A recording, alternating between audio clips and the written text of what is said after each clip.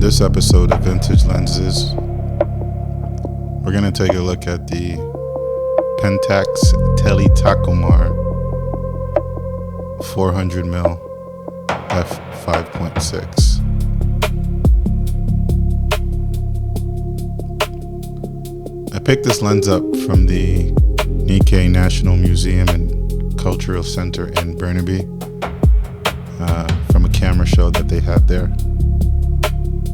I got a really good deal on it. I only paid $80. There's a lot of things I like about this lens and a few things that I don't.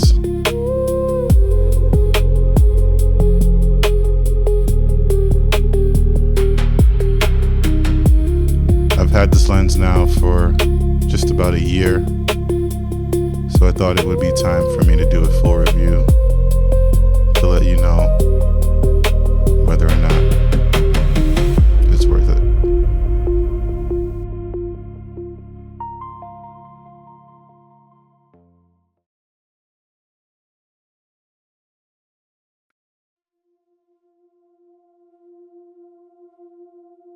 The Pentax Tele-Takumar 405.6 is one of those classic lenses that has a cult following because it delivers surprisingly usable wildlife and moon photography on very little money, especially considering that the lens was originally designed in the 1960s.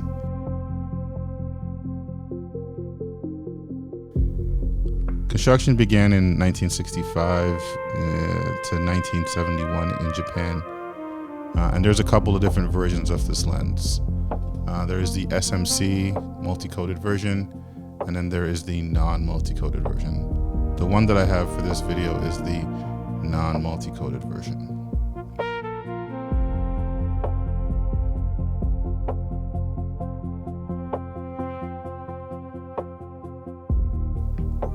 The optical design of this lens is relatively simple. It is 5 elements arranged in 5 groups, and it has a built-in sliding lens hood. So that's great for those times when you're out there shooting in sunny conditions and you may not have an ND filter. Speaking of ND filters though, it does utilize a 77mm filter thread. So if you do have existing NDs that are that size, they certainly will work. In terms of build quality, this thing is built like a tank, and that pretty much describes all the Pentax Takumar lenses. They're all precision machined, heavy, but satisfyingly well built, and usually with smooth focus. And that's kind of my only Achilles heel with this particular lens. I don't know if it's my model or all models in general, but I found the focus wheel to be incredibly tight, to the point where if you had it on a tripod and you were trying to rack focus, you most likely would introduce shake into your shot. So I'm not sure if this is a issue with this particular copy or if this is the design for this lens altogether.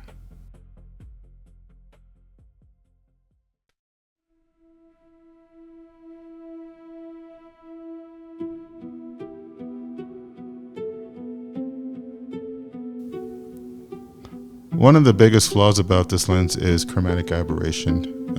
Wide open at f5.6, there is a ton of CA and purple fringing and reduced contrast. I suggest stopping it down to f11 or more to get some of the sharpest images. I found f16 to be the sweet spot, but it does require that you have a ton of natural light.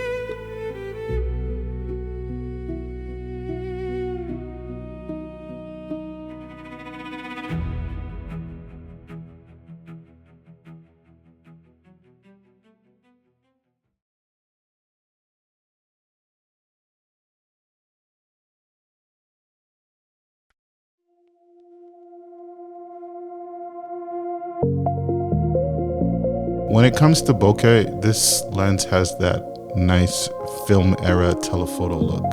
It's hard to explain. It's soft transitions, it's smoother compression, it's gentle contrast. It's like a less clinical sharpness that only kind of exists on vintage lenses and give us that aesthetic. The bokeh circles are very pleasing in my opinion, and this particular montage is one of my favorite so far from the vintage lens collection. The mount that it utilizes is M42, so you will need an adapter to hook this up to your camera.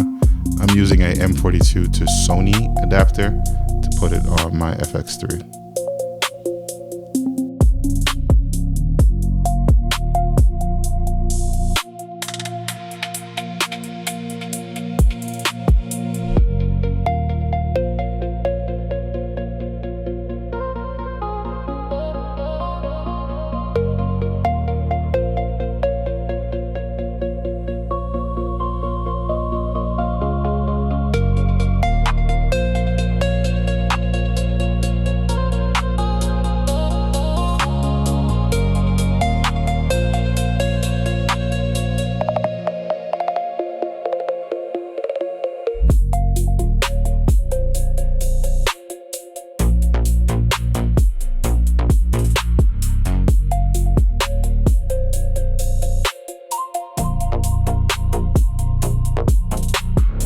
Modern 400mm lenses would cost you an arm and a leg.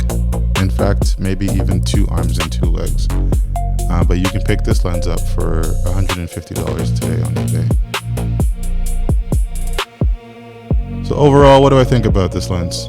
It is fantastic. It offers beautiful compression, an amazing focal range, an incredible price point, with a few compromises, mainly being the focus. But outside of that, I actually really did like this lens, and I would suggest it to anyone who doesn't already have a 400.